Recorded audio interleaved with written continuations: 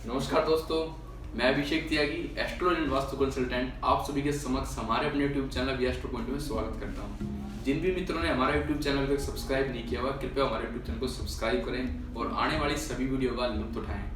आज हम वास्तु में बात करेंगे पश्चिम दिशा की, जो सूर्य अस्त की दिशा होती है, यानी सूर्य जहाँ पर अस्त होता है वह पश्चिम दिशा कहलाती है।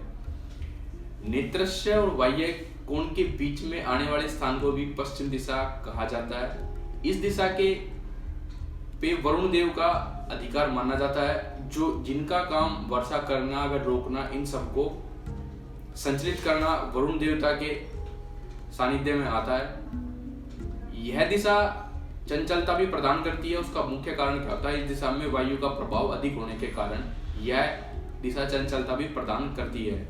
इस दिशा में लोगों के रहने से चंचलता बड़ा मन हो जाता है। और इस दिशा के जो स्वामी होते हैं वह शनिदेव कहलाते हैं, क्योंकि सूर्यास्त होने के बाद जब अंधेरा हो जाता है तो इस दिशा पर शनिदेव का पूर्ण अधिकार हो जाता है। ऐसे में इस दिशा में लोगों का मुख्य द्वार बनाना या इस दिशा में लोगों का निवास करना वास्तु सम्मत होना चाहिए। हमारे यहाँ पर पश्चिम दिशा में द्वार बनाने वाले लोगों के लिए विशेष हिदायतें दी जाती हैं। वैसे तो किसी भी दिशा में द्वार होना दुखदायी या शुभ फलदायी भी नहीं माना जाता है, किंतु अगर वास्तु के अनुरूप किसी भी भवन का निर्माण करते समय मुख्य द्वार का विशेष ध्यान रखा जाए तो वह मकान फलदायी भी साबित होता है। जैसा कि आप सभी जानते हैं, किसी भवन की चौड़ाई यानी घर के मुख्य भाग की चौड़ाई का 9 हिस्सों में विभाजित करना, उसके बाद इस हिस्से में आप पद छोड़कर कितने पद छोड़ेंगे? देखिए, 1 2 3 4 5 ऐसे करके टोटल 9 पदों को बराबर भागों में विभाजित कर लीजिए। यानी घर की मुख्य चौड़ाई अगर 90 फुट है तो उसको 9 भागों में विभाजित कर लीजिए। और उस भाग में जो पद पड़ते हैं कौन कौन से? एक पद आता है आपका पुष्पदंत और दूसरा वरुण। इन 2 पदों में यानी उस 20 फुट के दायरे में अगर आप घर के मुख्य द्वार का निर्माण करते हैं तो यह आपके लिए बिल्कुल शुभ फलदायी होता है। ऐसे मुख्य द्वार वाले घर में आप सभी तरह की शुभ आर्थिक, पारिवारिक और वंश वृद्धि देख सकते हैं। अब मैं बताऊंगा उन वास्तु दोषों के बारे में जो पश्चिम दिशा में किसी भी तरह की चीजें निर्मित करने से होते हैं। अगर पश्चिम दिशा पूर्व दिशा से नीची है, उत्तर दिशा से नीची है, यह अत्यधिक खुला स्थान है, तो इस तरह की स्थिति में आप घर के पुरुषों का बीमार होना, उनके गुप्त अंगों में बीमारी होना, पेट से संबंधित समस्याएं आदि आप देख सकते हैं। घर के पश्चिम हिस्से में ऐसा द्वार जो उत्तर की तरफ हो यानी वायव्य दिशा की तरफ हो, यह घर की इज्जत की धज्जियां उड़ाता है।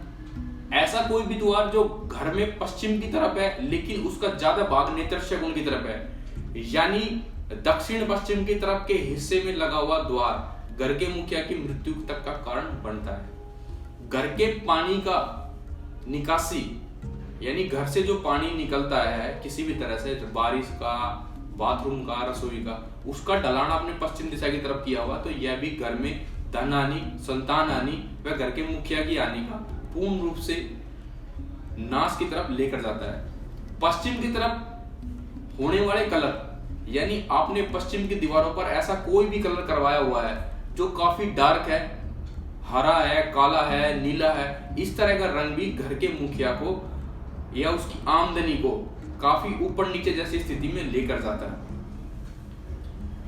पश्चिम दिशा की तरफ हमें क्या क्या करना चाहिए और क्या क्या नहीं करना चाहिए? पश्चिम दिशा की तरफ हमें अपने सोने का कमरा बनाना चाहिए, जिसमें हमें पूर्व की तरफ पैर नहीं करने चाहिए, हमें दक्षिण से उत्तर की तरफ पैर करने चाहिए। ये काफी शुभ फलदायी होता है। पश्चिम की तरफ बनने वाला जीना भी शुभ फलदायी होता है।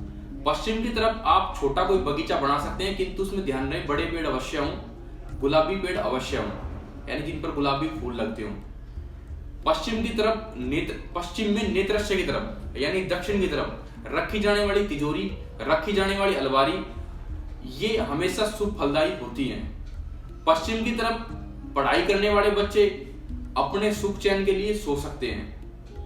पश्चिम में उत्तर की तरफ, यानी जहां पे पश्चिम और उत्तर का कोना मिलता है, उस तरफ घर के मेहमानों के लिए, घर के नौकरों के लिए बनाने वाले कमरे भी शुभ फलदायी होते हैं। अब हमें पश्चिम की तरफ क्या नहीं करना चाहिए? पश्चिम की तरफ हमें मंदिर नहीं बनाना चाहिए, पश्चिम की तरफ हमें रसोई नहीं बनानी चाहिए, पश्चिम की तरफ हमें ऐसा कोई भी काम नहीं करना चाहिए जिसका उन्नति से या सूर्योदय से संबंध हो। हमें पश्चिम की तरफ कौन कौन से कलर करने चाहिए? पश्चिम की तरफ हमें मुख्यतः तो सफेद रंग का ज्यादा उपयोग करना चाहिए, किंतु सफेद रंग जो अवॉइड करते हैं वो हल्का पीला, हल्का हरा या हल्का कोई भी गुलाबी टाइप रंग कर सकते हैं वास्तु संबंध।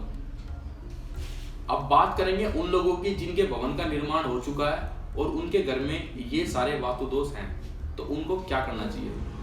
मुख्यतः ऐसे घर के मुखिया को कम से कम 11 शनिवार के व्रत रखने चाहिए, उसे शनि मंदिर जाना चाहिए, मजदूरों के लिए काले चने की दाल या काली खीर गन्ने के रस की यह बनाकर 11 के 11 शनिवार मजदूरों को खिलानी चाहिए।